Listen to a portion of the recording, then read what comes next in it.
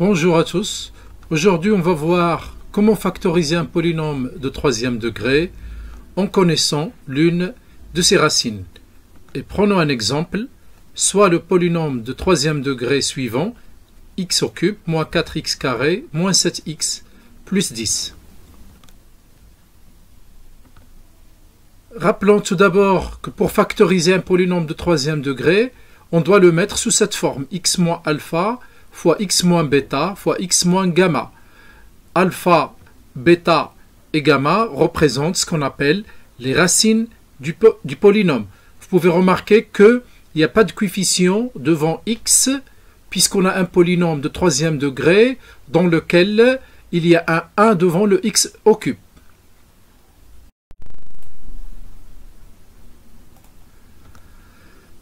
Quelle est la propriété principale de la racine d'un polynôme ou bien des racines d'un polynôme? Donc lorsque la variable x prend la valeur d'une racine, le polynôme s'annule. Il devient égal à 0. Un polynôme de troisième degré peut présenter ce qu'on appelle une racine évidente.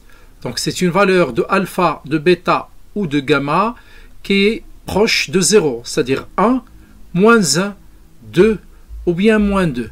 Donc on peut chercher et calculer cette racine évidente par un calcul simple en donnant à x successivement la valeur de 1, puis de moins 1, puis de 2, puis de moins 2.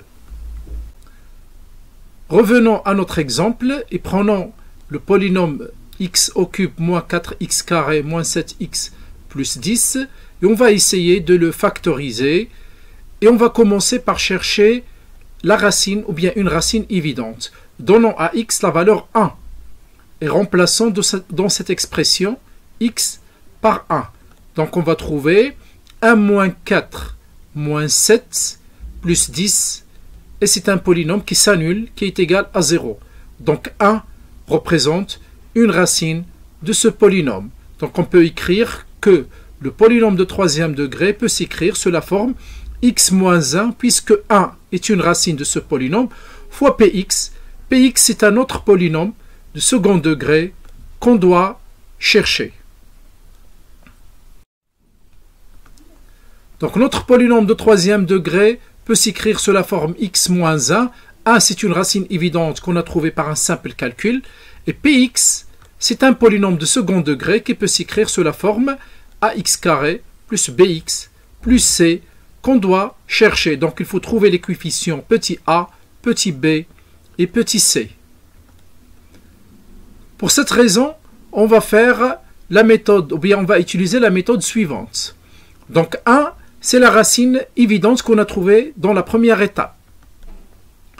Ensuite, on va faire descendre les termes de ce polynôme, c'est-à-dire 1 qui est collé à x au cube, moins 4, moins 7 et plus 10. On va les faire descendre, puis on va faire descendre le 1 ici, et on va faire des multiplications successives.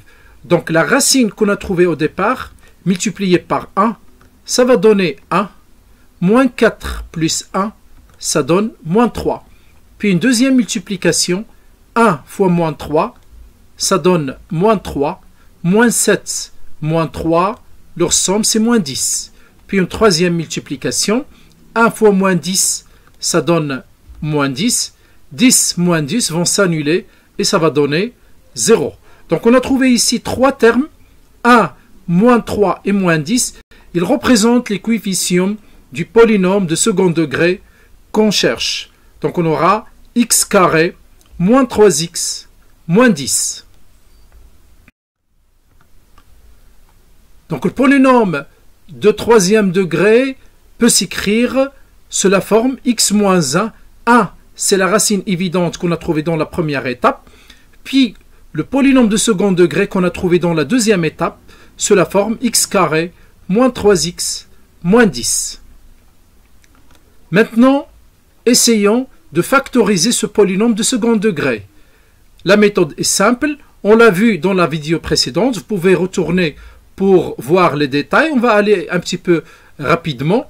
Donc le coefficient 1 qui est collé à x au carré, on peut le décomposer en 1 fois 1 et le terme 10, on peut le décomposer en 2 fois 5. Donc on aura 4 facteurs et on va faire une multiplication croisée. 1 fois 5, ça donne 5 et 1 fois 2, ça donne 2.